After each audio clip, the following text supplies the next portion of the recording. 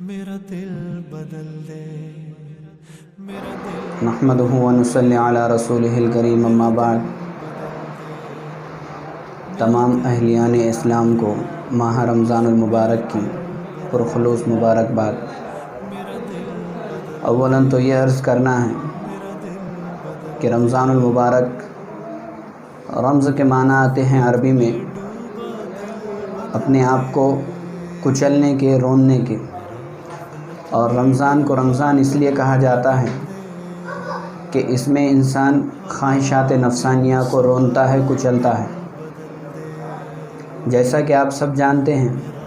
کہ رمضان در حقیقت عبادتوں کا مہینہ ہوتا ہے، اور صبح سے لے کر اس کی 24 گھنٹے کی اپنی مصروفیات میں زیادہ تر عبادتیں شامل ہوتی ہیں، پھر چاہے وہ سحر ہو، تلاوت ہو،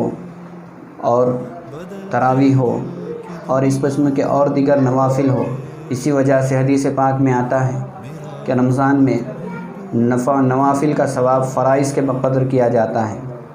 اور ایک فرض کا ثواب 70 فرائض کے برابر کیا جاتا ہے۔ اس لیے ہم سب کوشش یہ کریں کہ رمضان کے ان لمحات کو زیادہ سے زیادہ عبادتوں میں گزاریں، زیادہ سے زیادہ دعاؤں کے اندر گزاریں، تلاوت کا اہتمام ہو، ذکر و اذکار کا اہتمام ہو، نوافل کا اہتمام ہو۔ اور دوسری طرف اگر ہم دیکھیں تو اس وقت ہر آدمی بالکل خالی ہے اور اس کو کوئی مصروفیت نہیں ہے، اور وہ اپنے گھروں پر قید ہے، ایک طرح سے رکا ہوا ہے، تو ہر آدمی آسانی سے اپنی قضاء عمری کر سکتا ہے۔ ہر آدمی اپنے طرح سے نوافل کا اہتمام کر سکتا ہے، تلاوت کلام پاک کر سکتا ہے، ذکر و اذکار کر سکتا ہے، دعاؤں کا اہتمام کر سکتا ہے۔ اس لیے ہم زیادہ سے زیادہ رمضان المبارک کے لمحات کو صحیح سے صحیح گزاریں، اور زیادہ سے زیادہ رحمت بارہ کو جو ہے تو اصولنے کی کوشش کرے۔ دوسری طرف ایک بات یہ بھی ہے کہ بہت سارے لوگ ان ایام میں بھی عبادتوں سے غافل رہتے ہیں۔ وہ یہ سمجھ لے کہ اگر ہم نے اب بھی عبادت نہیں کی اور پوری دنیا جیسے مہلک وبا کے اندر ملوث ہے، اگر ان حالات میں بھی ہم نے اللہ کو راضی کرنے کی فکر نہیں کی، اللہ کو راضی کرنے کی کوشش نہیں کی، تو یاد رکھے کہ پھر ہمارے پاس اور کوئی لمحہ اور کوئی وقت نہیں آنے والا ہے۔ آج ہم کاروبار سے بالکل خالی ہے